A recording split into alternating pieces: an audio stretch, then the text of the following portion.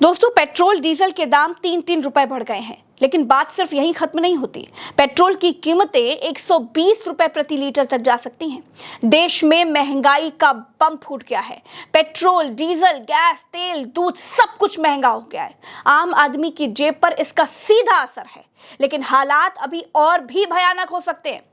नमस्कार दोस्तों, मेरा नाम प्रज्ञा मिश्रा है और आप प्रज्ञा का पन्ना देखना शुरू कर चुके हैं। अच्छे दिन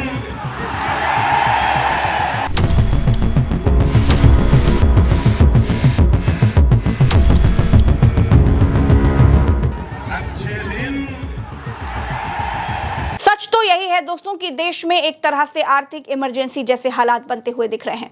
रुपया रोज रोज कमजोर होता जा रहा है, जो कि बहुत खतरनाक संकेत है। 10 और 11 मई को प्रधानमंत्री नरेंद्र मोदी ने लोगों से सोना ना खरीदने और पेट्रोल कम खर्च करने की अपील की थी। दुनिया में पेट्रोल डीजल इतना ज्यादा महंगा हो गया है, पहले से कई गुना ज्यादा कीमतें बढ़ गई है, तो हम सबका दायित्व है कि पेट्रोल डीजल की खरीद पर जो विदेशी मुद्रा खर्च होती है, पेट्रोल डीजल बचाकर हमें वो मुद्रा भी बचानी है। 15 मई को यानी कि लगभग 5 दिन के बाद पेट्रोल और डीजल के दाम भी 3-3 रुपए प्रति लीटर के हिसाब से बढ़ गए हैं। ईरान जंग शुरू होने के बाद से इंटरनेशनल मार्केट में कच्चे तेल की कीमत $70 प्रति बैरल से $100 प्रति बैरल के पार पहुंच गई है।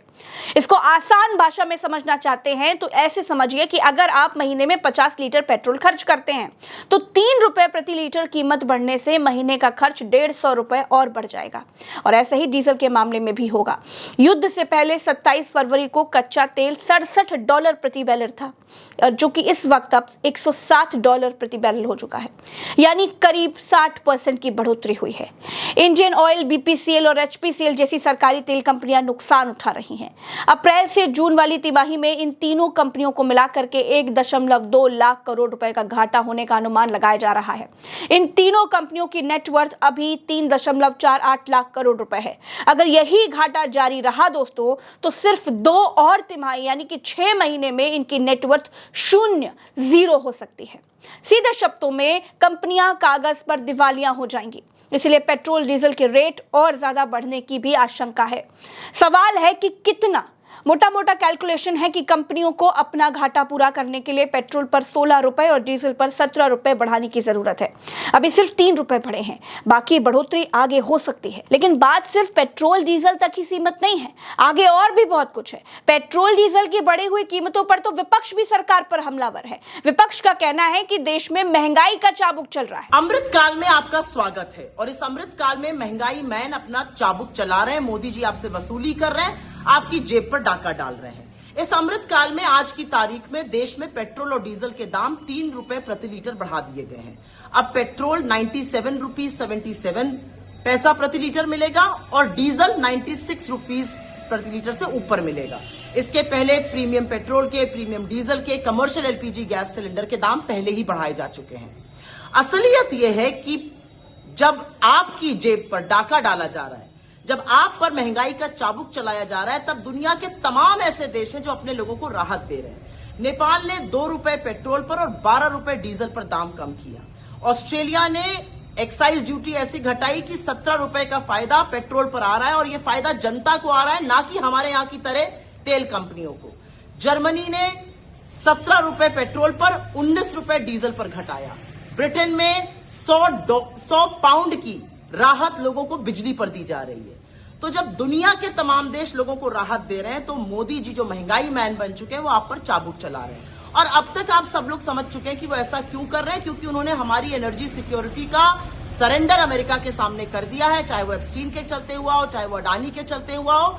लेकिन हम किससे कितना तेल खरीदेंगे, उसका हमारे दामों पर क्या प्रभाव पड़ेगा, इसका फैसला नरेंद्र मोदी या उनकी सरकार नहीं, अमेरिका और डोनाल्ड ट्रंप कर रहे हैं। नरेंद्र मोदी को इस तरह से ब्लैकमेल किया गया, लेकिन उसका खामियाजा, उसकी कीमत आपको चुकानी पड़ रही है। अब खाने के तेल की बात भी कर लेते हैं दोस्तों। ऐसी चर्चा है कि एफएमसीजी कंपनियां खाद्य तेल के दाम 5 से 6% बढ़ा सकती हैं।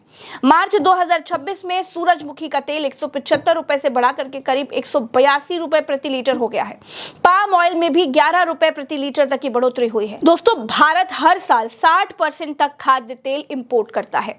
ग्लोबल एनालिटिक्स कंपनी CRISIL यानी क्रिसिल के मुताबिक ईरान जंग के चलते कच्चा तेल महंगा हुआ और शिपिंग कॉस्ट भी बढ़ी है। साथ ही डॉलर मजबूत होने से ग्लोबल कीमतें और बढ़ी हैं। साबुन, शैम्पू और बिस्किट जैसी रोजमर्रा की चीजों के दाम भी बढ़ सकते हैं। डाबर इंडिया और ब्रिटानिया ने तो संकेत दिया है कि पैकेजिंग, ट्रांसपोर्ट और कच्चे माल पर खर्चे बढ़ने की वजह से प्रोडक्ट्स की कीमतें भी बढ़ाने की जरूरत पड़ सकती है ताकि मुनाफा ना घटे।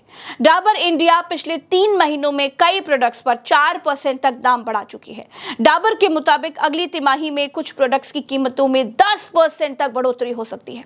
एक्सपर्ट्स का मानना है कि कंपनियां या तो सीधे दाम बढ़ाएंगी या फिर प्रोडक्ट्स के पैकेट का वजन कम कर सकती हैं। पैरासिटामोल का कच्चा माल सिर्फ 15 दिनों में 250 रुपए से 450 रुपए प्रति किलो हो गया है। दवा कंपनी मैनकाइंड फार्मा ने कहा है कि अगले 1 महीने में दवाओं के दाम बढ़ेंगे और सप्लाई सामान्य होने में करीब 6 महीने से 1 साल तक भी लग सकता है। दूसरी तरफ दोस्तों, प्लास्टिक सप्लाई सीधे प्रभावित हुई है। IOCL ने मार्च में ही प्लास्टिक के दाम 4000 से 13000 प्रति टन तक बढ़ा दिए हैं। यही plastic syringe, IV bottles, diagnostic kit और दवाओं की पैकेजिंग में लगती है। यानी दवा से लेकर इलाज के उपकरण तक सब कुछ महंगे हो सकते हैं। यानी महंगाई झेलने के लिए देश को तैयार रहना ही होगा। अब सवाल है कि क्या चीजें सरकार के कंट्रोल से बाहर जा रही हैं? 15 मई को डॉलर के मुकाबले 50 पैसे गिरकर पहली बार रुपया 96.14 के रिकॉर्ड निचले स्तर पर आ गया है। पिछले 1 साल में रुपया करीब 12% गिरा है। अमेरिका ईरान जंग के 2.5 महीने में 4.7% की गिरावट हुई है। फरवरी 2026 में भारत की थोक महंगाई दर यानी होलसेल प्राइस इंडेक्स WPI 2.26% थी, जो मार्च में बढ़कर 3.88% और अप्रैल में बढ़कर 8.3% हो गई। ये पिछले 42 महीनों का सबसे ऊंचा स्तर है। थोक महंगाई बढ़ना मतलब महंगाई अभी फैक्ट्री में है, 2-3 महीने में आपकी रसोई और आपके जेब तक भी पहुंचेगी। एक अनुमान के मुताबिक दोस्तों, मई 2026 में थोक महंगाई 9% तक पहुंच सकती है। दोस्तों, 1 मई को भारत का रिजर्व करीब 65.6 लाख करोड़ रुपए पर आ गया। एक हफ्ते में करीब 26,000 करोड़ रुपए कम हुआ। फरवरी 2026 में यह अपने ऑल टाइम हाई लेवल पर था, तब यह कुल 69 लाख करोड़ था। यानी पिछले 2.5 महीने में करीब 3.4 लाख करोड़ की गिरावट आई है।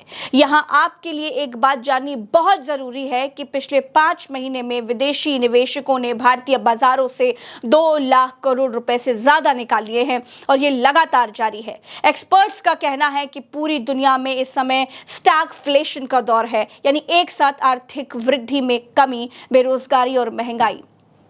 हॉर्मुज़ स्ट्रेट खुलने से ही ग्लोबल इकोनॉमी दोबारा पटरी पर आ सकती है। दोस्तों, भारत के लोगों को अपना बजट नए सिरे से बनाना होगा। जिन खर्चों में कटौती की जा सकती है उनमें कटौती करनी होगी। बढ़ती कीमतों का असर सीधे आपकी जेब पर पड़ेगा। सरकारों के सहारे मत बैठिए। जितना हो सके आज से, अभी से अपनी बचत कीजिए। आज के इस वीडियो में मेरे साथ फिलहाल इतना ही। चलते हैं। नमस्कार, जय हिंद।